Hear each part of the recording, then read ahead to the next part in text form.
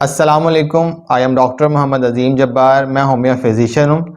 I hope आपका रमज़ान अच्छा गुजर रहा होगा। मेरे क्लिनिक में बहुत से पेशेंट्स रमज़ान में इन कंप्लेंट्स के साथ आते हैं कि हाई ब्लड प्रेशर का मसला है, शुगर के मसाइल हैं, कोलेस्ट्रॉल का प्रॉब्लम है या वेट गेन की कंप्लेंट्स करते हैं।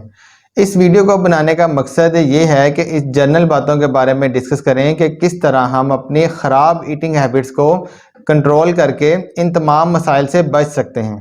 और वो लोग जो रमज़ान में वज़न कम करना चाहते हैं, जो ओवर वेट हैं, वो कैसे रमज़ान में अपना वेट कम कर सकते हैं। रमज़ान में स्पिरिचुअल बेनिफिट्स के साथ बहुत से फिज़िकल बेनिफिट्स भी होते हैं। वो लोग जिनका वेट ज़्यादा है, वेट ज़्यादा होना बहुत सी डिजीज़ की वजह बनता है, जैसा कि ब्लड प्रेशर है, कोलेस्ट्रॉल है, शुगर के मसाइल हैं, हार्ट डिजीज़ हैं। तो ये एक तरह की गोल्डन अपॉर्चुनिटी है उन लोगों के लिए जो अपना वेट कम करना चाहते हैं, और वो लोग जिनका वेट आइडियल है और वो कैसे अपना वेट मेंटेन रख सकते हैं। रमज़ान के अंदर रोज़े रखने से अक्सर लोगों का वेट 4 टू 6 केजी के दरमियान इंक्रीज़ हो जाता है। सहरी और अफ्तारी की रूटीन को ठीक रखें और ऐसी ग़िज़ा खाएं जिससे बॉडी की रिक्वायरमेंट पूरी हो। आम रूटीन में 3 मील्स लेते हैं, जबकि रमज़ान में 2 बार खाना खाते हैं और इसके बावजूद लोगों का वेट गेन हो जाता है। इसकी वजह ख़राब ईटिंग हैबिट्स हैं। सहरी को अगर ठीक से ना किया जाए और अफ्तार में बहुत ज़्यादा फ्राइड फूड का इस्तेमाल किया जाए। अब अगर फ्राइड फूड का इस्तेमाल करते हैं तो ये कोलेस्ट्रॉल के पेशेंट्स के लिए ठीक नहीं है, हार्ट के पेशेंट्स के लिए ठीक नहीं है।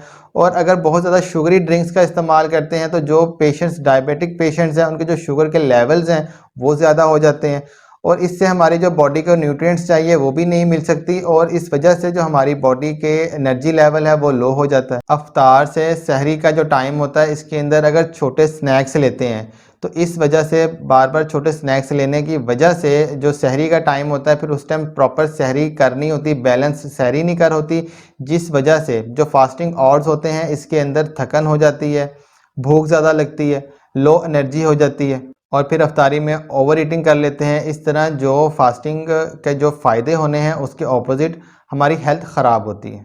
अब हम बात करते हैं, सबसे पहले सहरी है। जो सहरी का मील है ये बहुत ही इम्पोर्टेंट है। अब सहरी में बैलेंस डाइट लेनी है जिसमें फ़ाइबर भी हो, प्रोटीन हो, कार्बोहाइड्रेट हो, जिसमें आप होल व्हीट रोटी खा सकते हैं, बॉयल एग खा सकते हैं, ऑमलेट बना मिक्स्ड वेजिटेबल ऑमलेट खा सकते हैं, दही का इस्तेमाल कर सकते हैं जिससे डाइजेशन में भी हेल्प मिलेगी। इसके अलावा सहरी में ओट मील खा सकते हैं। जौ का दलिया बहुत अच्छा है, इसके अंदर फ्रूट्स ऐड कर सकते हैं, इसके अलावा नट्स ऐड कर सकते हैं।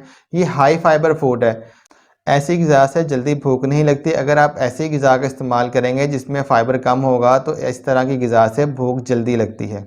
कोशिश करें कि सहरी में कैफ़ीन से अवॉइड करें, चाय कॉफ़ी का इस्तेमाल ना करें। अगर इस्तेमाल करना है तो बहुत कम करें। ये जो कैफ़ीन होती है ये बॉडी को डिहाइड्रेट करती है। अगर बॉडी डिहाइड्रेट होगी तब भी आपको वीकनेस महसूस होगी। और कोशिश करें कि नमक का इस्तेमाल बहुत ज़्यादा मत करें सहरी के दौरान, इससे भी बहुत ज़्यादा बॉडी डिहाइड्रेट होती है और बार बार प्यास लग सकती है। सहरी के बाद जो इम्पोर्टेंट है वो अफ्तारी का टाइम होता है। अफ्तारी का हमारा एक ट्रेडिशन है। अफ्तारी के अंदर बहुत ज़्यादा अफ्तार का एहतमाम किया जाता है। बहुत से खाने होते हैं जिसके अंदर चिप्स, पकोड़े, समोसे, शुगरी प्रोडक्ट्स, मशरूबात होते हैं। अगर थोड़ा थोड़ा भी हम एहतियात से भी खाएं तो उसके बावजूद भी ओवर ईटिंग हो जाती है, जिस वजह से हमारी हेल्थ डिस्टर्ब होती है।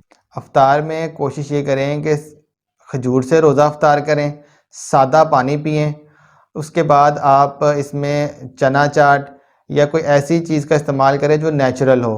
फ्रूट्स का इस्तेमाल कर सकते हैं। नमाज का वक्त है, नमाज अदा करने के बाद आप प्रॉपर डिनर करें। प्रॉपर डिनर के अंदर आप प्रोटीन का अपना ज़रूर इस्तेमाल करें। अगर वेट लॉस कर रहे हैं तो उसके साथ आप वेजिटेबल्स का भी इस्तेमाल कर सकते हैं। डिनर में प्रोटीन शामिल करें। अगर वेट लॉस कर रहे हैं तो प्रोटीन के साथ वेजिटेबल्स का इस्तेमाल करें, और अगर वेट गेन कर रहे हैं तो रोटी और चावल इस्तेमाल कर सकते हैं। कोशिश करें कि अफ्तार के फ़ौरन बाद चाय ना पिएँ। कोशिश करें कि 1 घंटे का वक्फ़ा ज़रूर दें। चाय से बेहतर आप ग्रीन टी या किसी तरह के कावे इस्तेमाल कर सकते हैं। जब डिनर आपका कंप्लीट हो जाए तो इसके बाद आप अपने खाने पीने को स्टॉप कर दें ताकि आप सहरी के अंदर बैलेंस डाइट खा सकें। और इस चीज़ का ख़ास ख्याल रखें कि अफ्तार से सहर तक जो पानी का इंटेक है, पानी मुनासिब पिएँ ताकि बॉडी डिहाइड्रेट ना हो। ये जो बातें मैंने डिस्कस की हैं, अगर इन बातों का ख़्याल करें तो बहुत सी बीमारियों से, बहुत से मसाइल से हम बच सकते हैं, बहुत सी चीज़ों को हम मैनेज कर सकते हैं।